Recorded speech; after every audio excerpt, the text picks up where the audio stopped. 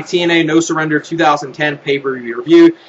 Pretty good pay-per-view outing from TNA, I gotta say. Overall, with this pay-per-view, had two great matches on it. The Generation Me versus Madison Machine Guns for the Tag Team Championships.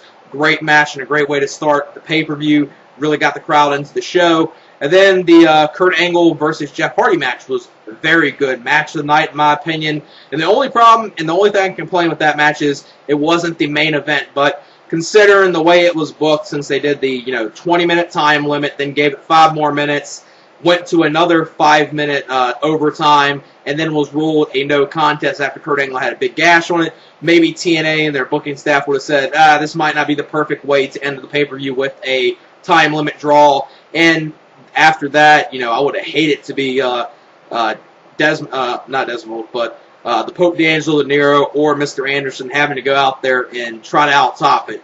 They didn't have a great match, but considering having to follow up from that match, they did a pretty good job, I gotta say. I gotta say Anderson and Pope D'Angelo and Dinero actually went out there, had a pretty solid match, kind of the match you would expect from them too, but after the previous match, there were some points you couldn't completely get into it because you were blown out from the previous match, but still they went out there, performed at their best, and considering they came off after that match, I give them a lot of credit, and I guess they wanted to build up Mr. Anderson going into Bound for Glory really hard before Bound for Glory and build him up very strong as a main eventer, and they wanted him to main event this for that reason, and considering the other one, they probably thought maybe it wouldn't have been smart to end in a time limit draw for a pay-per-view, but I wouldn't have had no problem with it. I know some people might have completely hated it, but I wouldn't have had any problem with it, especially since Jeff Hardy and Kurt Angle went out there, had a hell of a match, had such a great match that I would say it's a match of the year candidate,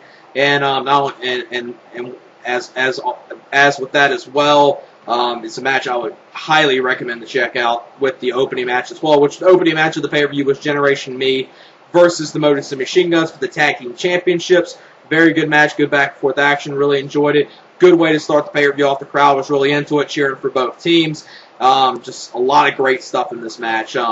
These two teams have very good chemistry, and the Madison Machine Guns pick up the victory after hitting the Skull and Bones, the neck breaker, not springboard, but the neck breaker crossbody combo. And then after the match, the Generation Me, they beat down the Madison Machine Guns. They take out Alex Shelley. So don't know if this is going to be writing off Alex Shelley, because I think Alex Shelley does have some injuries right now. So hopefully this isn't writing them off, and hopefully this is just adding more fuel to the fire and having another match at Bound for Glory in October, which could be a great match.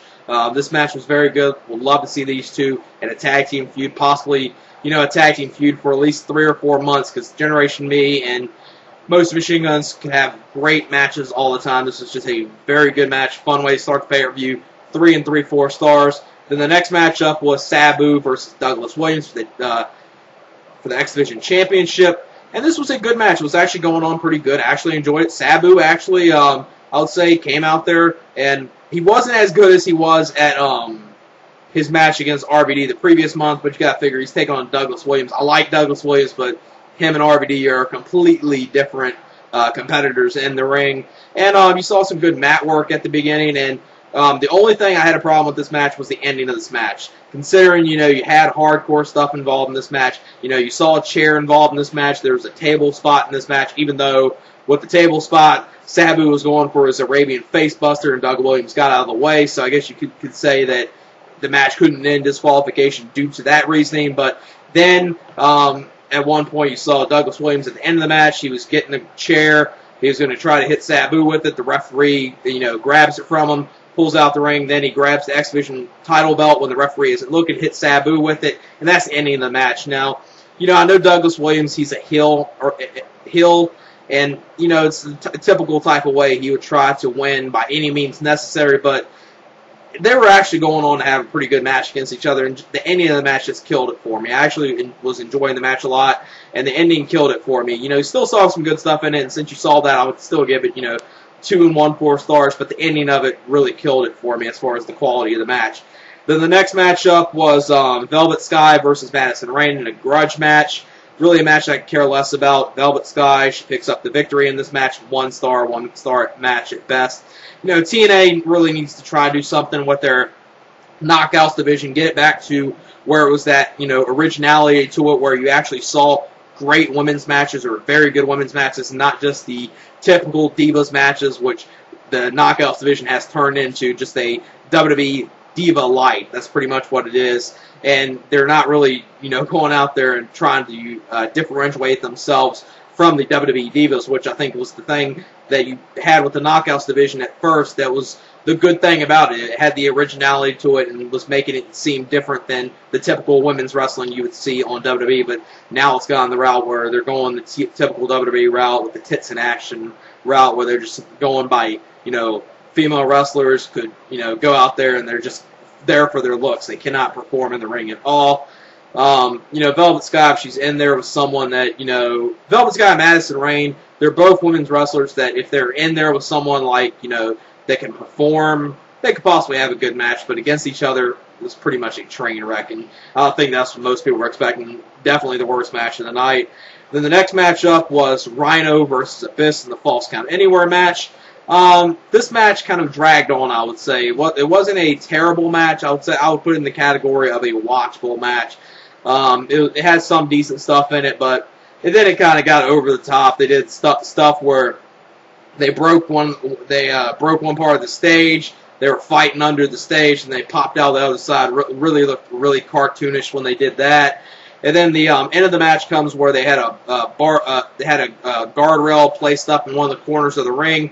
Rhino was going for the gore. Abyss moved out of the way, and then he hit the guardrail. And then Abyss hit him with the Black Hole Slam, and Abyss picks up the victory. And I would say about, you know, 1.5, maybe 1 3/4 stars. There was some decent stuff with it, but I think for a Falls Count Anywhere match, they could have done a whole lot more and done some more, you know, hardcore stuff in the match. Then the next matchup was, I think, a match that, other than the women's match going into this pay-per-view, probably a match that no one was caring about.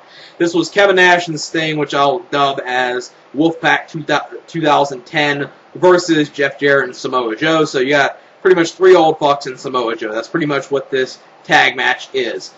Samoa Joe, he was in there. When he was in there, you know, even when he was in there, the match wasn't enjoyable. I couldn't get into it at all. The end of the match comes when Samoa Joe gets Sting in the Conquista Clutch submission maneuver. Before that, Jeff Jarrett hits Sting with a baseball bat, and then Sting just passes out in the submission hold from Samoa Joe. So Samoa Joe and Jeff Jarrett pick up the victory in this match. You know, 1.5 stars at best, and that might be a little too generous for that match. The next matchup was AJ Styles versus Tommy Dreamer in the I Quit match. Now, this might be a match that I probably enjoyed more than some. Now, I will agree with some people. Probably what they'll say about this match is some people probably will say that the match could have been cut a little shorter and kind of dragged out in some portions of it. But I will say towards the middle of the match, especially the end of the match, it really started picking up. I enjoyed it. The thing that Tommy Dreamer did, he put AJ Styles in the put him in the crossface while having the Singapore cane over his face, just good, and, you know, cracked it over his face while he had him in it. That was good, and just some pretty entertaining stuff in here for an I Quit match. And for a Tommy Dreamer match, I actually got to say, 2 months in a row, Tommy Dreamer has actually really surprised me. I know some people didn't like the Dreamer versus Raven match from last month as much as I did, but I actually enjoyed this AJ Styles versus Tommy Dreamer match. The match ends after Tommy Dreamer says I quit, after AJ Styles he has a fork and he's grating Tommy Dreamer's head with it, and Tommy Dreamer says I quit then. Pretty entertaining match, 2 3/4 stars. I enjoyed it. The next matchup was the match of the night. This was Jeff Hardy versus Kurt Angle in the semifinals match in the tournament to crown the new TNA World Heavyweight Champion. The winners of the semifinals matches will advance to take on each other at the Bound for Glory pay-per-view. This match with Jeff Hardy and Kurt Angle was just a great match. So many spots in this match, it's too many to name. At first, they did it where Kurt Angle, he missed his he went for the moonsault, missed it. Jeff Hardy went for the Swanton Bomb, missed it.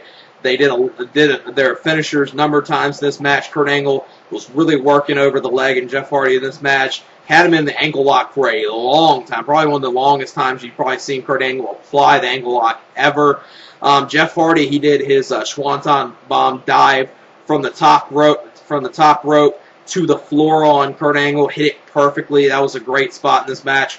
Just the first 20 minutes, it ended in a 20-minute draw. The first 20 minutes were great. Then they did some good stuff, and after that, when it was given 5 more minutes, did some good stuff there. Was given another 5 minutes. Then it ended in a draw, not a draw, but ended in a no contest because then they got the paramedics out there. Kurt Angle during the second overtime, after the second 5 minutes was allowed in this match, he was bleeding profusely. He had a big gash on his head, and due to that, they said the match couldn't continue, and the match was going to be ruled a no contest. So it's going to be interesting to see what happens next. Obviously, we know what happens with the Anderson and Dinero match with Anderson advancing there, but what are they going to do? Are they going to do a 3-way at Bound for Glory, or are they going to do something on Impact where they have Kurt Angle versus Jeff Hardy in another match against each other on Impact with no time limit, and have them wrestle each other again in another great match on TV on Impact,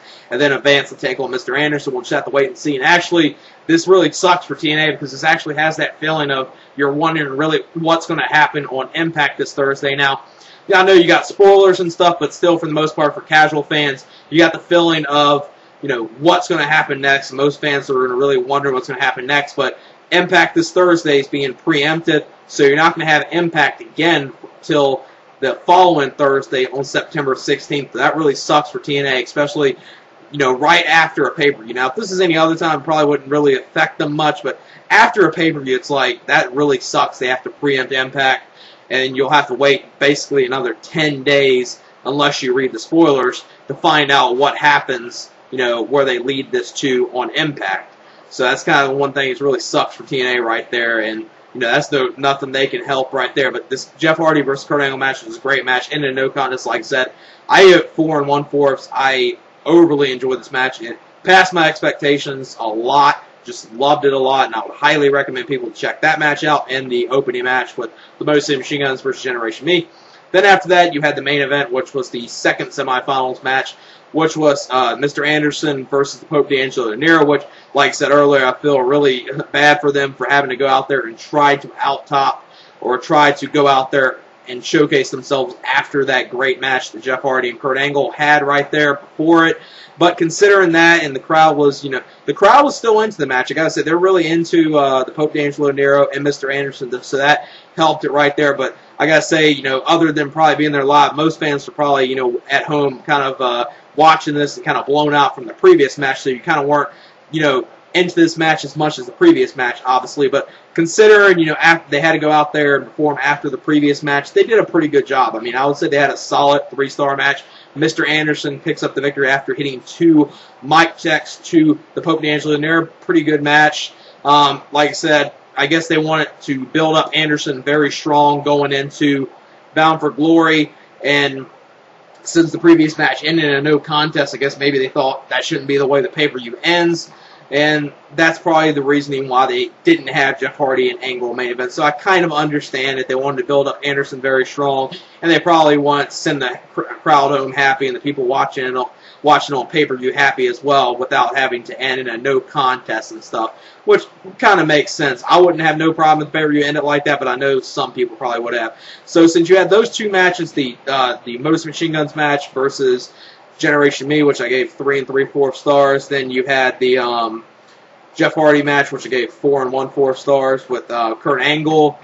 Those 2 matches definitely worth checking out this pay-per-view for those 2 matches. You had a number of things that were flaws with the pay-per-view and stuff that wasn't great on here, but those 2 matches were good. And I would say, other than the ending with the X Division title match with Douglas Williams versus Sabu, that was going on pretty good. And actually, AJ and Tommy Dreamer was actually surprisingly good. And like I said, the only thing that was really bad on here was the women's match. Could have completely dealt without that. And the NWO 2010 versus Jeff Jarrett and Samoa Joe. It wasn't a god-awful match, but it was a match I really couldn't quite get into, and I could have dealt without that. But everything else was pretty good. I mean, even the Abyss and Rhino, even though we've seen it millions of times, it was at least watchable. So overall, I'll give this pay-per-view probably about a 7 out of 10 because mainly you had 2 matches on here that you possibly could say are match of the year candidates, and for a mainstream pay-per-view or any show in general having that, it gets a passing grade just for that, even though you had some, lackluster stuff on it in between those matches. So that's it for my TNA No Surrender 2010 pay-per-view review. Peace.